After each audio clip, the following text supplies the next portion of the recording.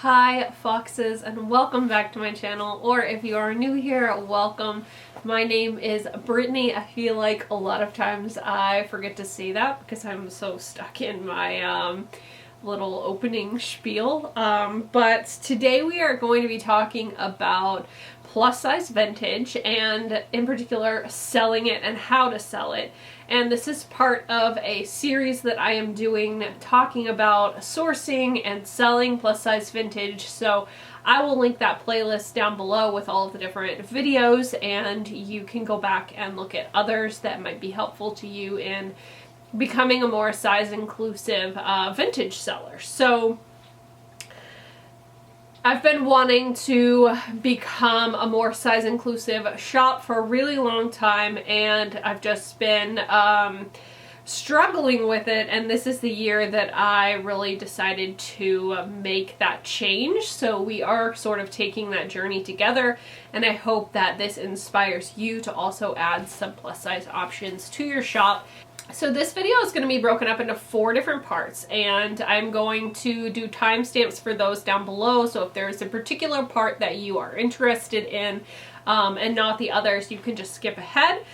We are going to be talking about the do's and don'ts of listing vintage that is plus size. So I sought out feedback from plus size women about what they liked and what they did not like when sellers did these things. And so I'm going to share those with you so that you can sell without sort of making some of the gaffes that other vintage sellers might be making. And then we're going to be talking about keywords to use and pricing.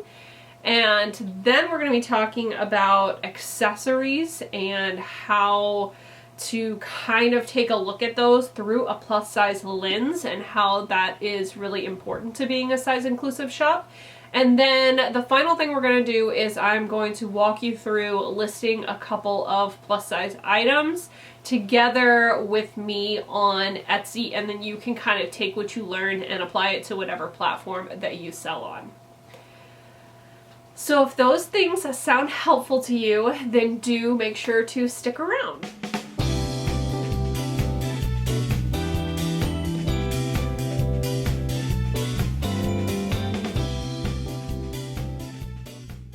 Now, because I always forget to say this, if at any point in this video you find it helpful or interesting, do make sure to hit the thumbs up button, and I would really love it if you would subscribe to my channel. I often forget to request that of people, and so I hope that you will join our little vintage loving and fashion loving community over here on my channel. Check out more of my videos. So we are going to jump right into the do's and don'ts of vintage selling for plus size women. So I went to a group of very trusted friends who I knew would give me real feedback about the process and trials of purchasing vintage clothing as a plus size woman, what they liked, what they didn't like, and I'm going to read a couple of the comments and then we are going to talk about them. So the first comment is, as a plus size vintage shopper, the #1 most annoying thing for me is clothing being labeled plus size that are equivalent to a modern extra large or smaller. I assume people tag extra large or large clothing plus size for SEO purposes, but it's really frustrating.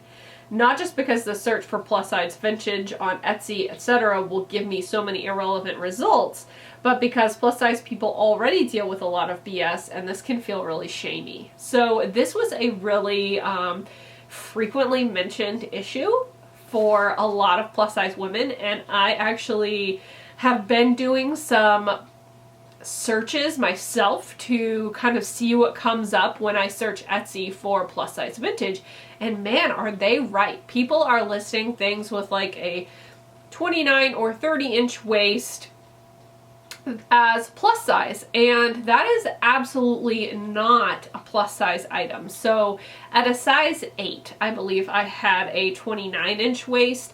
As a size 12, I have a 32-inch waist, 33-inch waist. So for me, plus size is really anything that is a 34-inch waist or above, and that 33, 32 2 is kind of like large, extra large. You could list it that way, but it's not really plus size. And, you know, for someone to tell me, like when I'm searching vintage, oh, it's a super rare plus size, it's a 32-inch waist, and I'm over here like, okay, but I'm a size 10, 12. That's not plus size, and it's not that rare. So imagine having, you know, a 38-inch waist and coming across that and being like, well, Jesus, you know? So it's really important to kind of be aware of what plus size, measurements are, so that you're tagging things correctly with the right measurement guidelines. And it's really important to equate those to modern day sizing. If they're searching for 2X dress, they're looking for their current size 2X. So it's really important to make sure that you know what sizes, what measurements fit into those different plus size sizes, so 1X, 2X, 3X. And I am actually going to share with you a wonderful resource that I love that is a measurement size charts with all the equivalencies, and that is what I use to determine my sizing over on Etsy. It's also very important to note that just because a waist is large doesn't mean a bust is large enough, and vice versa. So something might have a 42-inch bust, but it might have a 29-inch waist, and the larger bust does not make up for the smaller waist. So you really have to have the proportions right to fit all of those measurements and not just one of them to tag it as a plus size piece. So let's do someone who talked about the things that they liked for plus size vintage being sold. This person says, I like seeing measurements listed, and I usually default to my waist since that's a non-negotiable, and then I look at the others. I really like it when the seller uses the modern equivalent size as well, which is what I was just talking about, but you can also add that in your listing. Let's say you're selling a 1940s dress and it is a 34-inch waist and a 44-inch bust, and you can say it fits like a modern size 14-16.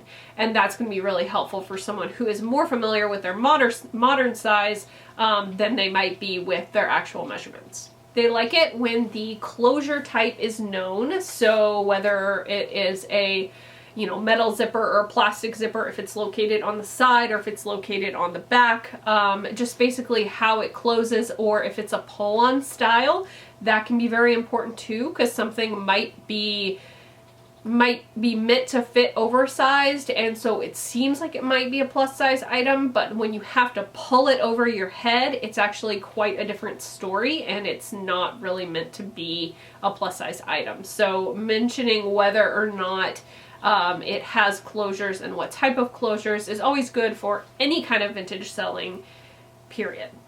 They also really like when you list the fabric content or what it feels like. So sometimes a vintage piece might not have a fabric content, but you can say it feels like a synthetic, or it feels like cotton, or it feels like polyester, or it's a silky polyester, or it's a matte polyester, or it's a satin polyester, or it's a stretch jersey, or it's a cotton blend knit, you know, stuff like that is going to really help someone. Even if you don't know exactly the fiber content, it's going to kind of let them know how it's going to fit on their bodies. They also mention that the difference between a knit and a woven is very important, because they can usually fit a smaller measurements in a knit because it has more of a tendency to stretch, whereas a woven is more of like a structured material. So I'm going to go ahead and put up pictures of a knit and a woven fiber on the screen so that you can kind of see what those look like when you're trying to do your listing.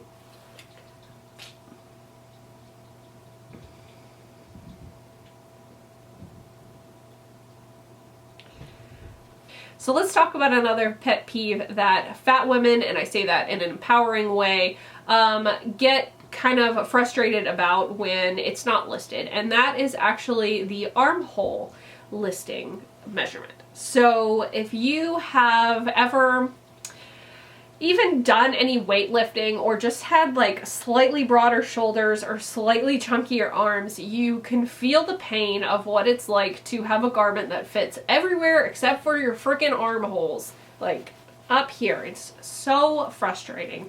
And I can't tell you how many dresses I own from Anthropologie where I've gotten them and put them on, and it's like the freaking circulation in my upper arms is being cut off, and I know that that is frustrating as a straight size person, so they certainly find it frustrating as plus size women that sometimes things that have the right measurements for the rest of their body, the armholes do not fit. So if you could provide an armhole measurement on anything that has like a structured arm up here, that would be great, and I will put a little picture on the screen to show you where you should measure the armholes.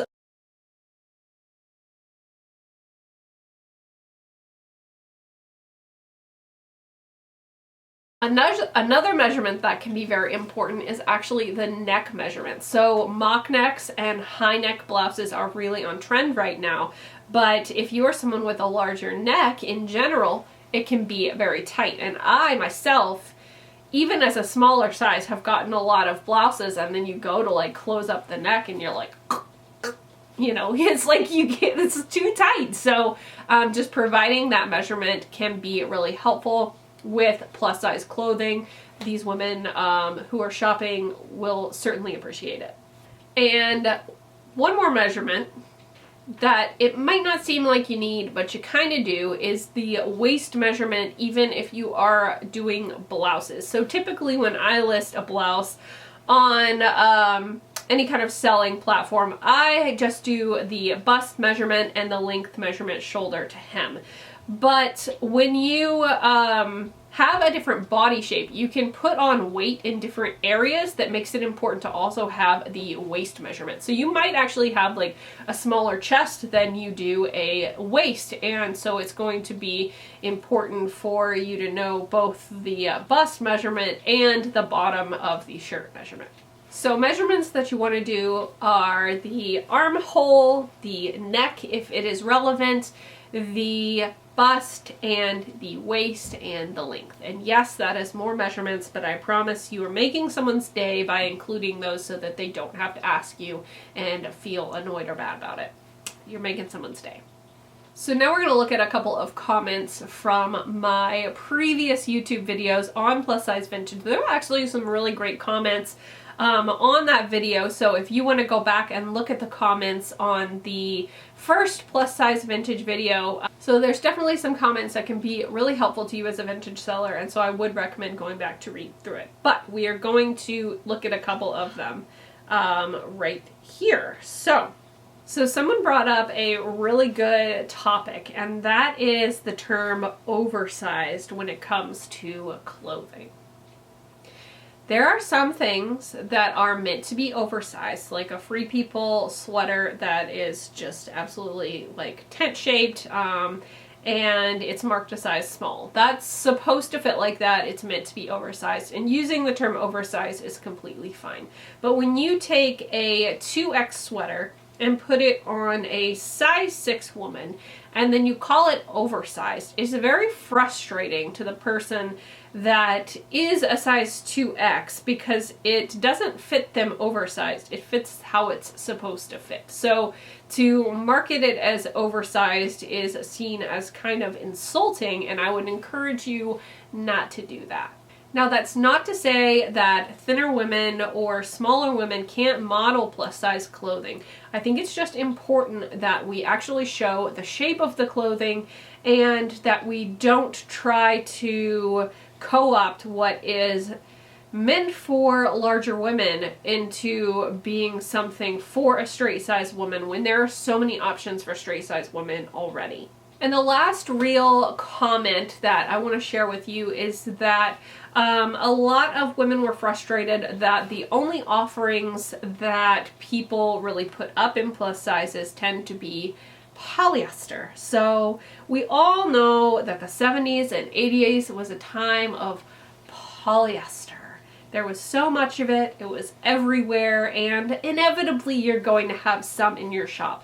But I think that the point that this person was trying to make is that if you could seek out other materials such as cotton or rayon or linen, they would be greatly appreciated, because wearing polyester in the summer can actually be quite, turns you into a sweat box. It's rather unpleasant. So just offering those other materials in addition to the polyester, and trying to keep an eye on the ratio of materials offered in your shop or your closet, that is going to be important to a plus size shopper. Now that we've sort of tackled the do's and don'ts of selling plus size vintage, let's talk about what keywords you should use and what kind of pricing you should do. So when it comes to keywords, there's really just a couple that I want to go over, and the first one of those is the keyword volup, which is short for voluptuous, and I just want to clarify that this is really a keyword that is meant for mid-century era clothing. So if you are looking for things from like the 40s to the 60s, volup is a really great term to add into your listing. So if you have a plus size 1950s dress, then do make sure to add that as a tag or a keyword in your listing.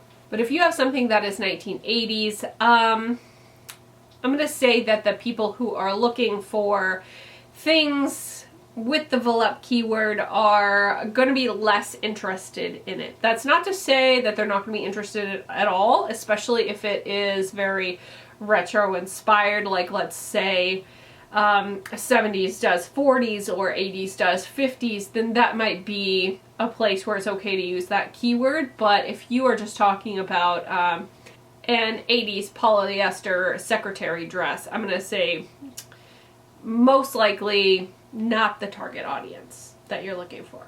So you might also wonder what the difference between extended sizes and plus size is, and how you should use those in your shop and in your marketing.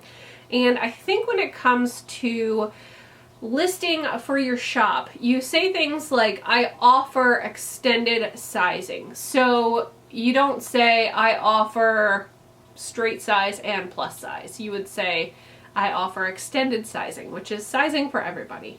But when you're actually tagging stuff with keywords and you're trying to draw buyers in, they're not searching for extended sizing. They're searching for the fashion industry like accepted term of plus size. So whenever you are adding your keywords, you want to go ahead and use, you know, plus size vintage dress or plus size 50s blouse. That's going to draw in the real buyers that you are looking for. Extended size is something that you really use in terms of talking about the range of sizes that you offer and not necessarily marketing to the customer directly. Now, I also want to talk about pricing, and I feel like this is a touchy subject, but I think it's a really important conversation that we sort of have to have. And I very firmly do not believe in pricing things up because they are a larger size or because they are rare or volup. Even being a straight size woman, I find that very wrong and shaming, and having listened to plus size women talk about the process of buying vintage and how it can be greatly overpriced simply by virtue of being a larger size, I know how much this frustrates and upsets them. And while yes, your garment might sell at that higher price because you do find someone who is particularly in love with that piece and just willing to pay more for it, I feel like if you want to create a returning customer base and people who will trust you, not to rip them off basically, you're going to want to price on the same level as you would if it were a straight size piece. So if I have a 1970s plus size piece, I'm not going to price it crazy high just because it's a larger size. And I would strongly encourage you to also do the same. I would encourage you not to use the word rare in your title just because it is a bigger size. and to just be considerate of the people that you are trying to sell the item to. They shouldn't be punished because they're not the same size as you. And just anecdotally, while I have been doing some research on Etsy and searching through plus size listings, it is the ones that I see priced fairly where there might be like 4 or 5 people who have that item in their cart, and so it's getting a lot of attention, which brings a lot more attention to your Etsy shop or to your space in general.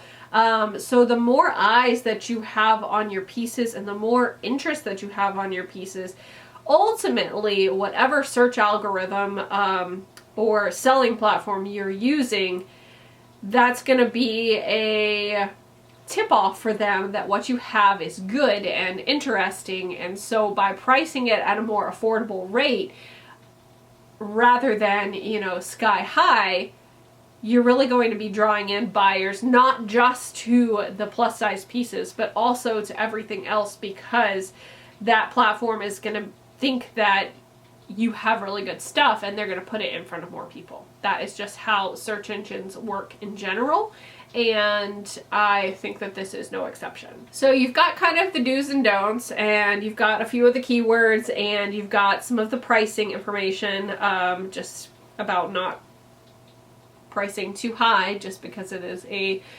plus size garment.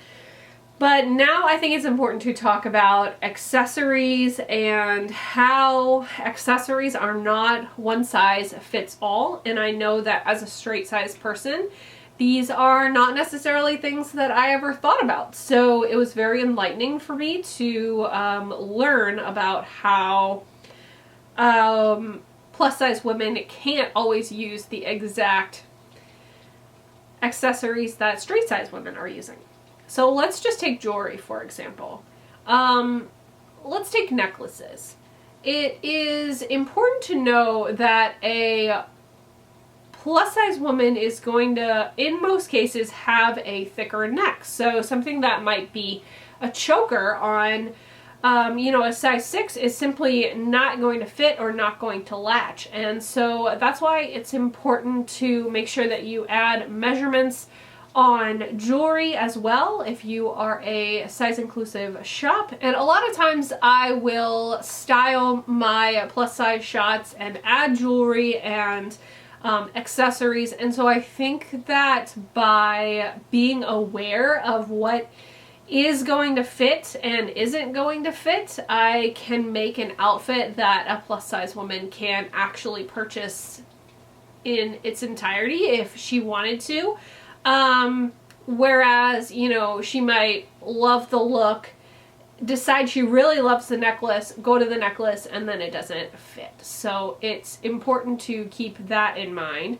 Another one that I did not sort of realize, but now that I know it makes complete sense, is handbag straps and crossbody straps. So you think of a woman who is carrying a handbag and she's got like the shoulder bag and it's got straps of a certain size, and you know, then you also have to think about the size of her arm and like how it's going to fit against her chest. And so I didn't really realize that if you have a handbag that has these like shorter straps, then it's really just kind of a clutch for a plus size woman. It's not going to fit the same way as it would for a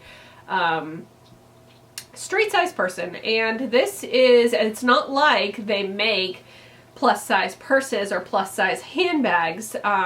It's something that plus size women would love to see, but I also don't see that happening in the fashion industry anytime soon. And so I think that just by including those measurements, then it's just sort of, they don't have to ask, you know, if it's going to fit or whatever.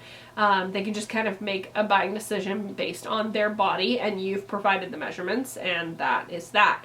But I just wanted to make you aware that the things that we as straight size people often take for granted, you know, imagine going to put a handbag on your arm and it only really comes up to here comfortably. That's going to be frustrating. So I just wanted to make you guys aware and that way hopefully you'll add more measurements of strap lengths into your listings. Other areas that are important include hats. I always include the hat band circumference. I actually have a pretty large head. I have I wear a 23 inch hat band, which is considered a large, extra large, and so including the circumference measurement is really important because I can't buy a hat without it, because half the time if I buy a hat, it will be like sitting up here and it won't look right. I recently was able to purchase a giant lot of straw hats from a woman who had the same size head as me, so I kept so many of them because it's really rare to find hat bands that fit me as a woman. So that is another measurement that you can include to sort of make your shop more size inclusive. So in the same vein as necklaces, rings, you're going to want to put the ring size. You can purchase I think they're called a mandrel. And it is basically like a stick that has all the different ring sizes on it. You slide the ring on it, it tells you what ring size you have. And then, you know, your bracelet length as well is going to be really important. So now I'm going to switch us over to the computer and we're going to list a couple of plus size items together. I would normally use a template or pick from my previous listings, but I'm going to start from scratch with you guys just so that you can get the full experience of what sort of options and drop downs I use, what sort of keywords I use.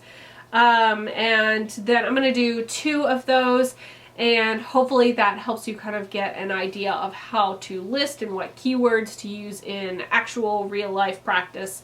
And then I'll meet back here. So I hope that this video has been helpful for you and just kind of gives you more confidence in listing in a size inclusive way. And I understand that this is going to be a sort of long-term change, and we're not necessarily going to go back and add all those measurements into previous listings, but I think just going forward, you know, if you can make the commitment to include those measurements on the pieces where it is relevant. So all I ask for myself and for you is that we try to do better going forward. And there are a lot of plus size women out there who are looking for clothing, who are looking for vintage. I have been trying to boost up some of my listings and get some more things listed, and they are actually selling pretty quickly and getting a lot of interest. So this does not surprise me, but I just want to share with you that I think when you really put in the work, it will show and the listings will move quickly for you. If you like this series and if you enjoyed this video, I really truly would appreciate if you would subscribe to my channel, and don't forget to give me a thumbs up. Some other topics that I am going to be covering but have not covered yet include photography and different techniques for photographing plus size items, especially if they don't fit your dress form, or you don't have a dress form, or you're not a plus size person but you want to model. I've got some tips for you, so I'm going to be doing that video. It was postponed a bit because my model had some childcare issues, so I do want to also include a portion about hiring a plus size model. So I'm waiting a little bit on that one, and we are also going to go over how to source plus size vintage online, and we're going to go over how to market the listings. Once you have started listing plus size vintage, obviously you're going to want to tell the world about it, so we're going to talk about how to market it on Instagram, do like a more detailed deep dive about what kind of keywords to use in your listings themselves and how to reach more plus size buyers. So thank you all so much for tuning in. It really means a lot to me that you are making an effort to make your shop more size inclusive. And if you have any feedback for me, please do go ahead and leave comments down below. I don't get mad. I am always open to criticism, and I am open to your suggestions and your comments, and I love hearing from you, so don't hesitate to drop me a line down below, and I hope that I will see you for my next video. Alright, thank you. Bye. Oh, we are in Etsy, and I'm going to completely manually start. Normally I would just copy a listing that is somewhat similar to the one that I'm trying to sell. But for the purposes of this, I'm going to start from the beginning and show you my process. Okay, so now I've got all of my photos in. I am going to do my split photo first, then front, side, back, and then the details. I usually put the flaws at the end. And then I just want to be able to see the hem of this piece. All right.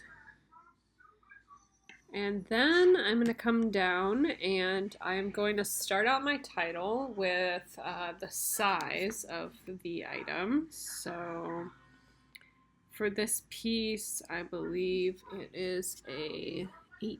Let's check. Yep, size 18. So I'll do size 18. 1X. Light pink lace front dress. So the thing about Etsy titles is that you want to make them all searchable strings. So it would be something that someone would type into the search bar. So I'm also going to do 80s pink midi dress, pastel vintage plus size dress, and then down here I'm just going to put in keywords. So flutter sleeve, tie back waist, cute, dainty. All right, and another person made this. It's a finished product. It was made in the 80s. And here we're going to put in, see it auto-filled dress for me based on my title. They're going to make some suggestions for the attributes. So because this one has a numeric size, I'm going to go ahead and pick numeric. Pick 18. My primary color is pink. Secondary color is white. Dress style. If something doesn't fit, then I won't put one in. This one I would say is probably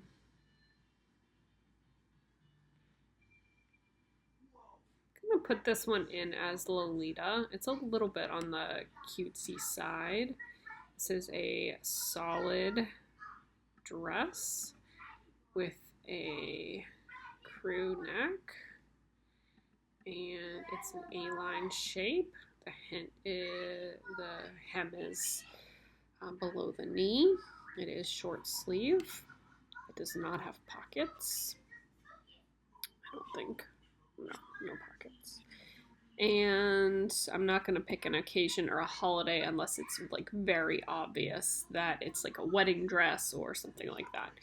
So I always do automatic renewal, and it is, of course, a physical item. So for this, I offer returns, so that's usually what I put first. And then I have a description already written. I'm trying something new where I dictate my descriptions while I'm measuring. So then I like to put some space between the sizing information and the description.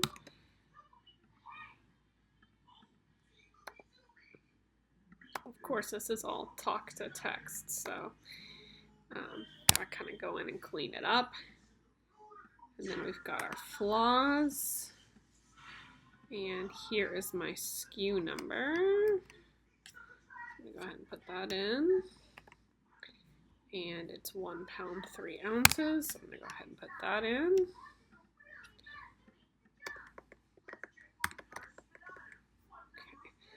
Okay. And here we go. Then I've got my sections divided up into sizing, because personally that's how I would want to shop. I would want to see all the things that might fit me, and then I would have the opportunity to look in other sections, but then I wouldn't get discouraged looking at a shop going through countless things that would not fit me. So this one would be an extra large to 1X, and then we're going to do tags. So your tags need to work in conjunction with your title. So up here, we'll start out with a light pink dress. We'll do a Lolita dress, lace front dress. And again, these need to be like search strings, so that will help Etsy determine, it will just give more accurate results when someone is searching for an item. So this one is, we can also do pink midi dress. We'll do plus size vintage, plus size dress, size 18 dress. Let's see, we'll do 18 pink dress. We'll do pastel dress, pink pastel dress. Well, I guess we can just do baby pink, and that will combine with the pastel dress. And let's see, we want to do flutter sleeve, tie back, and the last one we'll do is I'm going to convert size 18 into its sizing. So I'm going to do 1X vintage dress. All right. I don't usually put in materials unless it's something notable like a linen or silk or wool, something that someone in particular will be searching for, but no one is going to be searching for a polyester or a rayon crepe dress from the 80s. So, and then for pricing, I'm going to keep it pretty modest for this one. I think it's going to take a special kind of buyer to be interested. So $38.99, got our SKU number, and that is all there is to it. So now I can go ahead and publish.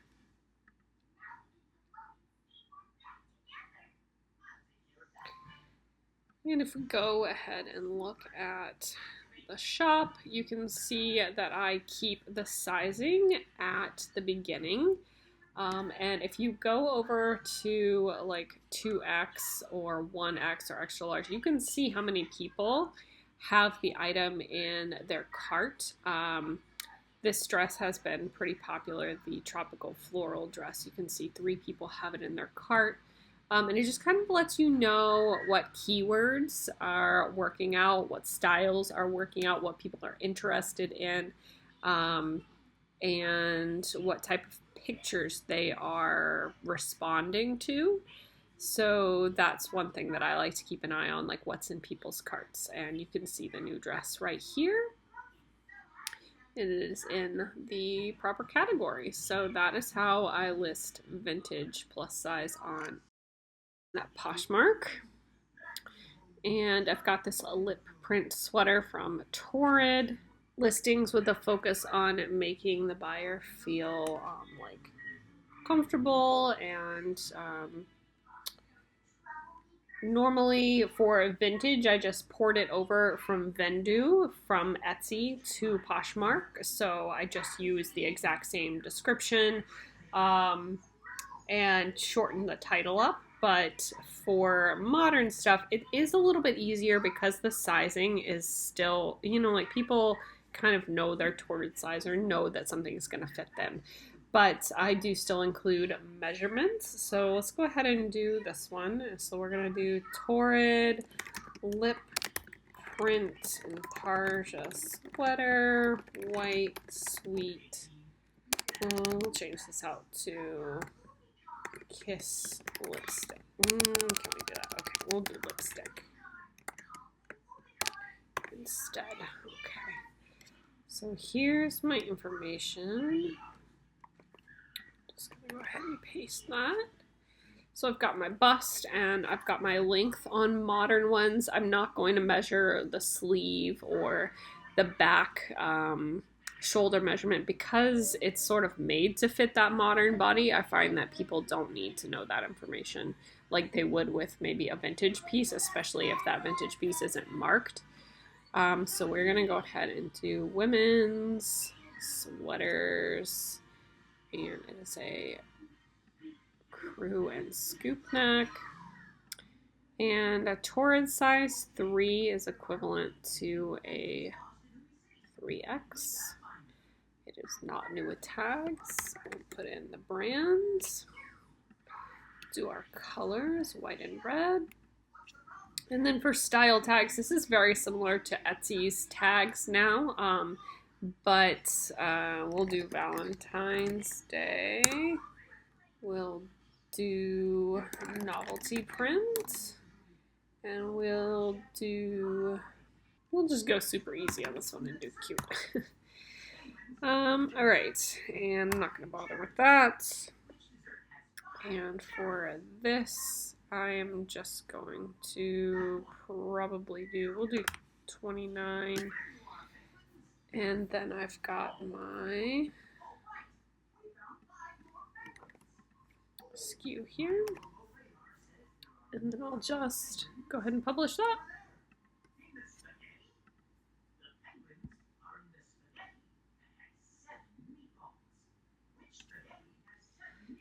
So there's nothing really special to listing the modern stuff, except that you want to just sort of word it in the same way that you would if it were a straight size item. So